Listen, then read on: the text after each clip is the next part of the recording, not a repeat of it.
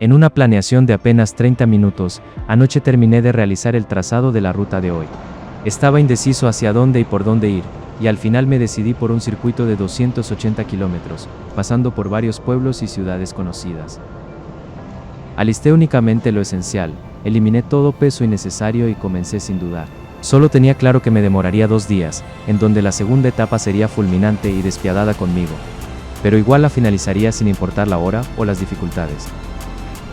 Inicié a las 5 de la mañana, tomé la avenida Boyacá hacia el sur, después la autopista sur y llegué a Cibaté. Descansé un momento y seguí hacia el Alto de San Miguel. Este alto nunca lo había realizado y no sabía sobre su dificultad, pero debo decir que tiene paisajes muy bonitos y verdes, ya que en ese momento estaba lloviendo. Todo se veía muy verde, muy vivo. Coroné el alto, y desde aquí empecé el descenso de unos 50 kilómetros, pasando por Fusagasugá y Chinauta hasta llegar a la Nariz del Diablo. Tenía planeado no detenerme hasta llegar allí, puesto que mi prioridad era fotografiar aquella roca sobre la carretera, una insignia nacional para toda persona que realiza el famoso paseo familiar de fin de semana. Lo que sí hice en todo este recorrido fue disfrutar de los bonitos paisajes de las montañas y bosques que rodean el camino. Por cierto, desde Cibaté hasta el destino final de hoy no conocía nada del camino. Solo me basé en un video de Danny Rider MTV, en la planeación y experiencia que tengo en rutas extensas, y por supuesto, en mi locura como ciclista. Seguí descendiendo luego de superar el trancón, y a solo 1 kilómetro del puente del Boquerón, estaba la primera parada oficial, la Nariz del Diablo. Me quedé un rato sacando fotografías, grabando y guardando el rompevientos que llevaba puesto desde Cibaté, porque con el calor que estaba haciendo era demasiado pesado para mí. Ya preparado, seguí mi camino soportando temperaturas altas, y ustedes saben que soy flojo para aguantar sol. Mi próximo destino era Melgar, y finalizar la etapa de hoy en Flandes. En todo este tramo sabía que mi verdadera prueba de aguante era terminar la etapa soportando el calor, porque en ese momento el GPS marcaba 29 grados y eso para mí ya es mucho. Pero no logré imaginar que, en cierto sector de la variante de Melgar, llegaría a 42 grados. Era como un horno al aire libre. En varias tiendas que encontraba en el camino me tocó detenerme a comprar más agua, escampar y de paso descansar.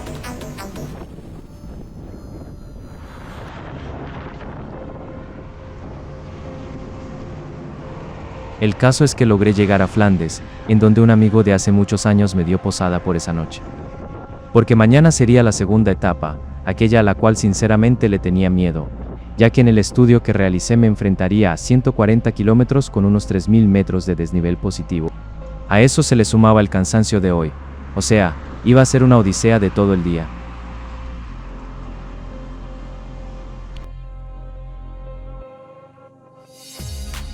Con la bicicleta y el poco equipaje preparado, el inicio de la segunda etapa me recibió con un excelente clima. Ya saben que soy fanático del agua. Al parecer, en mi vida pasada era un pez, me pescaron y reencarné en un ciclista o algo así.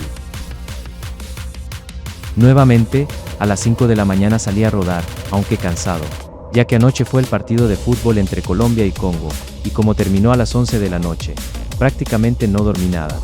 Pero igual estaba muy animado para lograr el objetivo, que constaba de 140 kilómetros con mucho desnivel positivo hasta llegar nuevamente a Bogotá. La ruta que usaría es una que conozco, pero en descenso, así que no me daría desespero por saber cuándo termina o cuánto falta. Simplemente debía avanzar kilómetro a kilómetro, sin ponerle cuidado a la hora o al clima. Además, debía cuidar mucho mi rodilla, puesto que en la salida hacia la cascada el velo me molestó, y no quería quedar a la mitad de la nada buscando salvación. Desde Flandes hasta mi primer destino, que era Tocaima, hay 35 kilómetros de un falso plano algo desesperante. Recuerden que en este mismo tramo casi muero por el calor en la salida en compañía de Adriana hacia el alto de la línea. Desayuné y ahora me dirijo hacia Biotá. Este sitio está a unos 17 kilómetros y es un segmento cómodo para pedalear. Casi no hay tráfico y tiene unos paisajes muy bonitos para admirar. Mientras iba rodando, pensaba en que el cansancio me pasaría factura más adelante de Biotá, ya que desde un poco más adelante, hay una escalada con doble dígito de inclinación.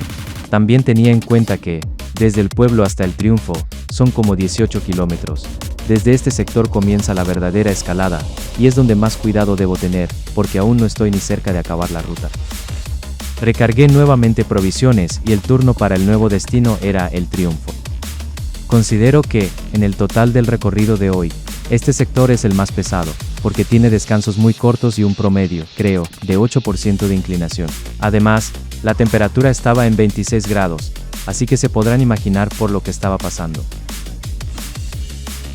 Alrededor del mediodía logré llegar al pueblo. Las piernas las tenía de decoración, porque fuerzas no quedaban, pero sabía que desde aquí hasta el colegio descansaría al descender por unos 5 kilómetros. Aprovechando la hora, en el colegio almorcé algo suave, y me tomé una hora completa de descanso. Necesitaba recargar la mayor cantidad posible de energías, porque desde este punto me esperaba una escalada constante de unos 35 kilómetros, con un promedio de 5% de inclinación. Bueno, ahora sí, a lo que vinimos. 35 kilómetros de escalada continua me separaban de la meta. El segmento no era tan fuerte en inclinación. El verdadero problema era luchar contra el cansancio acumulado por todo el recorrido. Pero bueno, nada que hacer. Me inventé esta locura. Me metí en este problema, y ahora debía salir de este dilema. La parada en el pueblo sirvió en gran medida, aunque obviamente no borraría el cansancio en su totalidad. Aún así, fue lo suficiente para seguir adelante. En este sector tuve una verdadera lucha interna por varios factores. Para iniciar, los primeros 10 o 12 kilómetros el GPS marcaba 34 grados. Aunque seguía pedaleando, curiosamente logré soportarlo. O sea que esta salida y la experiencia en el alto de la línea sirvieron de algo. En los 35 kilómetros paré a descansar unas 5 veces, del cansancio tan pesado que sentía. Se me acabaron las provisiones de comida, y, aunque resistía, sentía demasiada hambre. Tanto que en uno de los descansos me tocó revisar Google Maps, para ver si existía alguna tienda en el recorrido. Y afortunadamente encontré una. Sabía que me agarraría la noche, pero no estaba preocupado, tenía a la mano una powerbank con carga completa. De hecho, lo único que me preocupaba era que, con toda esta combinación de contratiempos, no me fuera a caer. Pasé por las tiendas del Salto de Tequendama, cada vez estaba más cerca de la meta.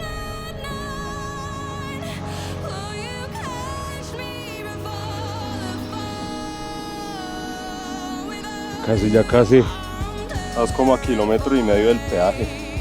Es salvaje esa salida. Pero bueno, así son las rutas.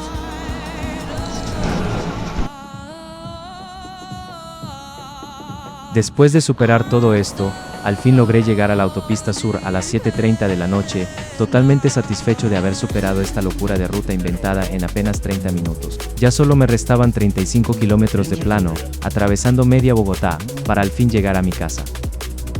Si las rutas bárbaras y extensas son lo tuyo, sígueme y dale like, porque seguiré inventándome una que otra locura sobre ruedas. Si desean hacer esta ruta, les dejaré el enlace en la descripción. Y ahora sí, a descansar. Nos vemos en la próxima.